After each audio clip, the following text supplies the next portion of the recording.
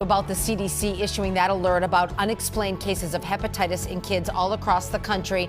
And we do know at least 2 cases are under investigation here in Massachusetts. So here right now to answer your questions is Dr. Kristen Moffitt, infectious disease specialist at Boston Children's Hospital. Dr. Moffitt, it's always great to have you with us. Thank you for your time. So let's start with the elephant in the room. How concerned should parents be about this?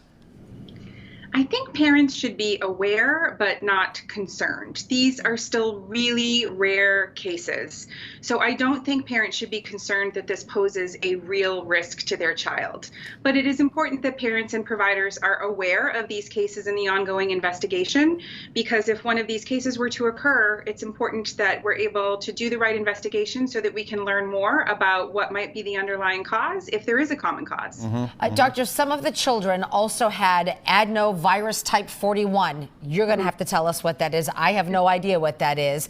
Not the cases here in Massachusetts. So what is that, and what's the potential link? Yeah, so it is interesting that it has been identified in a number of these cases. Adenoviruses are very typical viruses that are part of the regularly circulating viruses all year that can cause either respiratory infection or gastrointestinal infection. There are over 80 types of adenoviruses, so adenovirus 41 is one of those types. It is interesting that the CDC report of the 109 cases under investigation last week said that over 50% of those cases did test positive for adenovirus, but we don't know the type on all of those. I think we just do need more information. It's not totally clear yet that this is an obvious link, but more information is needed. Dr. Moffitt, I'm curious. The CDC still doesn't know what's causing the outbreak. So this is 2022. Why is it so difficult to figure out what's causing these cases? Yeah, I think we have to remember, though, that these are really rare cases, and hepatitis can be triggered by a number of different triggers, including some viruses that are very common. So we just have to be really careful to not assume that a virus that has been identified that's otherwise fairly common is causing these really rare outcomes. We just need more information. Are you talking about COVID as a virus? Is that what you're talking about? COVID is a virus.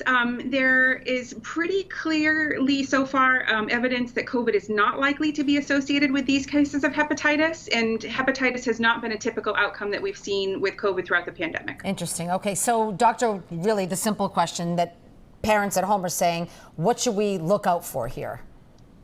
Yeah, I would really try to alleviate parents' fears, because there is a lot of respiratory viral infection circulating right now. Anyone with a kid in school knows that. There's even some GI infections circulating right now, and still the overwhelming majority of these are going to be able to be taken care of with all of the measures that we can provide at home, like fever management and hydration. If parents have any concerns, though, about the severity of their child's symptoms, they should get in touch with their pediatrician. And if at any point their child has yellowing of the skin or yellowing of the whites of the eyes, or they or their parent notices that their urine has darkened significantly, then they should have an immediate medical evaluation. Great advice, Dr. Moffitt. Thank you so much. Thank you, doctor. Stay well.